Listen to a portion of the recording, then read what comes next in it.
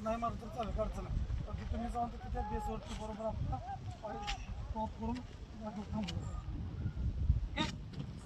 चालतंय. बघा सेकंड बेसला काय करायचं, सेकंड बेसला इथून फास्ट पळत गेल्यानंतर बरोबर सेकंड बेसला पाय आपला तिथं शरीराचा कोणताही अवयव त्या सेकंड बेसवरती पाहिजे, बरोबर का.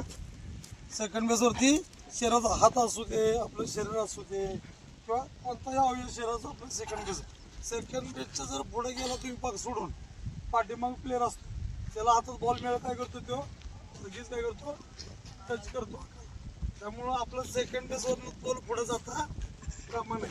स्लाईड घेत असताना मग जरा थोडंसं सेकंड बेसच्या जरा मागल्या साईडला स्लाईड इथं कंपल्शन आहे, केली तरी चालतं, काय अडचण नाही. चेसवर टाका किंवा पायावर टाका तरी चालतं, काही अडचण नाही. त्यामुळं बेस ओलडून पुढे जायचं नाही. बेस ओलडून पुढे गेला की तुम्हाला पाठीमागे टॅग होणार, बॉल लावला जाणार, त्यामुळे तुम्ही काय होणार याचा आउट होणार त्यांना ठेवायचं. आता उदाहरणार्थ आंबी पुढं, आता हे बघा स्लाईडमध्ये तुला चौसा मध्ये फक्त सेकंडला स्टॉप झाला पाहिजे. स्टार्ट. हां आता दिवस